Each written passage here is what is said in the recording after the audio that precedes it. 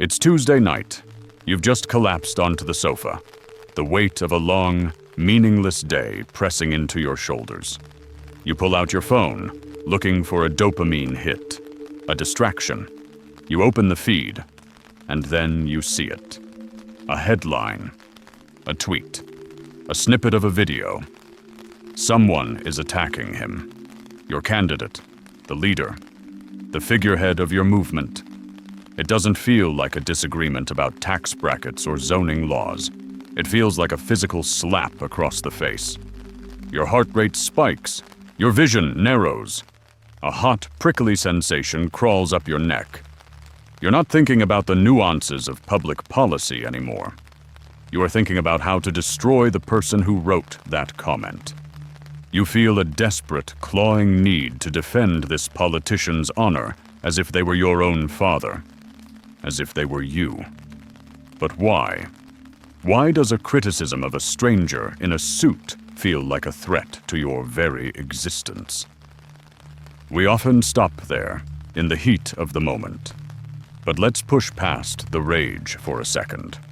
Let's look at the quiet moment that comes after, when you put the phone down and stare at the ceiling. Maybe you've noticed the way your family looks at you lately during Sunday dinner. The exhausted sighs when you bring up the truth about the opposition. The way old friends have slowly muted you on social media. You might ask yourself, in the privacy of your own mind, am I losing it? Why can't they see what I see? Am I obsessed? Society tells you that you've become radicalized. They call it a cult. They say you've abandoned logic. But here is the twist. You haven't abandoned logic. You aren't broken, and you certainly aren't crazy. What you are experiencing is one of the most ancient, sophisticated, and powerful survival mechanisms of the human species. You aren't looking at a politician and seeing a public servant. Your brain, specifically the limbic system, is looking at a tribal chieftain and seeing a pathway to salvation. We like to think of ourselves as rational agents, weighing the pros and cons of governance. But neuroscience tells a humbling story. When you look at the face of a political leader you adore, the parts of your brain associated with analytical reasoning, specifically the dorsolateral prefrontal cortex, go dim. They power down. Simultaneously, the circuits linked to emotional regulation and identity light up like a Christmas tree. This isn't a glitch. It's a feature. To understand why, we have to look at the mechanics of belief. We are witnessing a massive psychological migration. For millennia, religion provided the structure for human belonging. It gave us a moral hierarchy, a community, rituals, a clear distinction between good and evil, and a messianic figure who promised to lead us to the promised land. But as society becomes increasingly secular, that God-shaped hole in the human psyche hasn't disappeared. It has simply changed coordinates. Politics has become the new religion. The ballot box is the altar, the rally is the congregation, and the vote is no longer a choice, it is a sacrament. Let's dissect why this happens, not through judgment, but through the lens of evolutionary psychology. First, we must talk about safety. In the ancestral environment, being cast out of the tribe was a death sentence. A solitary human on the savannah was food for predators. Therefore, agreeing with the tribe was not a matter of intellectual preference. It was a matter of survival. The pain you feel when someone challenges your political worldview is actually the ancient fear of exile. This leads us to the concept of anthropomorphism and the hero archetype. We have a biological drive to simplify a complex world. Global economics, geopolitical warfare, and supply chain logistics are terrifyingly complex. They are chaotic. The human brain hates chaos. So what do? We condense that chaos into a single human face.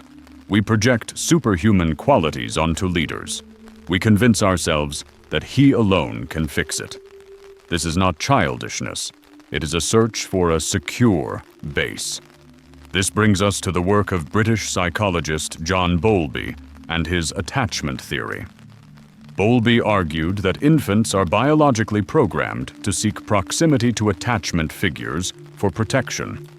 As adults, when the world feels volatile, when inflation rises or wars break out, we regress. We seek a symbolic parent, a strong man, a leader who speaks with absolute certainty. The politician knows this. They don't speak to your cortex. They speak to your amygdala. They don't offer policies. They offer protection. They don't have opponents. They have heretics. When you defend them, you aren't defending a policy platform. You are signaling to the tribe, I am loyal. Do not leave me behind. But there is a secondary benefit to this devotion, one that we rarely discuss: emotional regulation. Think about the relief you feel when you attend a rally, or even when you enter a comment section filled with people who agree with you. It is a form of co-regulation.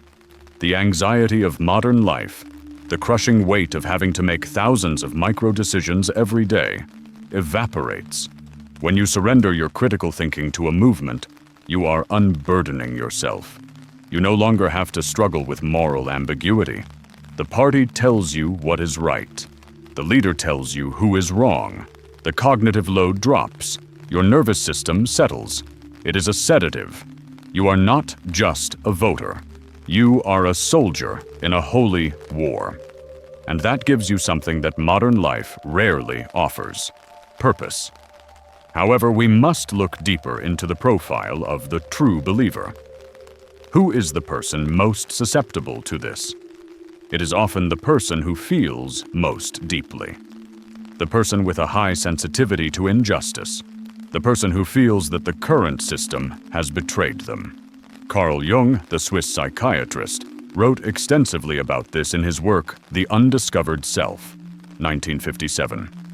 Jung warned that when the individual loses their inner religious life or spiritual grounding, they become susceptible to the psychic infection of mass movements. Jung introduced the concept of the shadow. He argued that we all have a dark side, impulses of aggression, greed, and power that we refuse to acknowledge in ourselves. In the realm of political religion, we engage in massive projection. We take all our own sins and project them onto the other side. They are the demons. They are the destroyers. And conversely, we project our golden shadow, our desire for greatness, strength, and heroism, onto the leader. The leader becomes the carrier of our soul. Jung wrote, "The state takes the place of God. The dictator becomes the paramount social welfare worker." When you talk to your TV screen, cheering for your candidate, you are effectively praying. You are speaking to the part of yourself that longs for order in a chaotic universe. You are looking for a savior because the responsibility of saving yourself feels too heavy to bear. This connection is profound. It explains why facts don't change minds. You cannot fact-check a religious belief. If you show a devout follower data that contradicts their leader, they won't just reject the data, they will double down. This is called the backfire effect. Why? Because you aren't attacking their logic, you are attacking their identity. To admit the leader is flawed is to admit that the secure base is cracked, that the father cannot protect you, that you are once again alone on the savannah. That is a terrifying psychological freefall that the brain will do anything to avoid. So, where does this leave us? Is this a diagnosis of doom? Not at all. Recognizing this mechanism is the ultimate form of empowerment. The realization that your political passion is actually a misplaced religious instinct is the key to breaking the spell.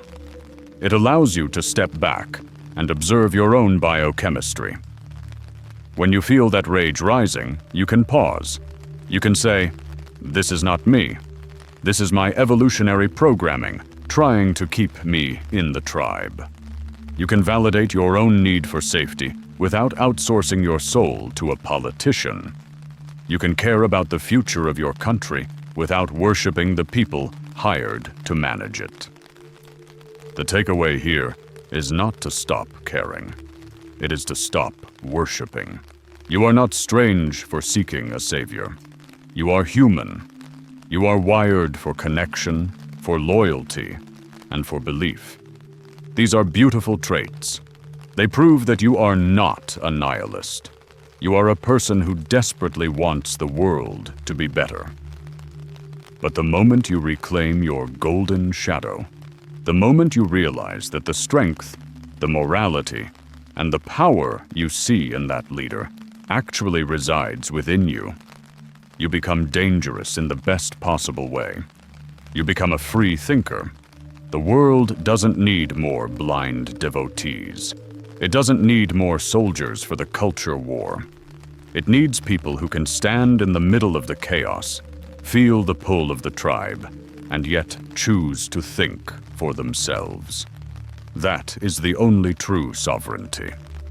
And it starts the moment you realize that the only person coming to save you is you.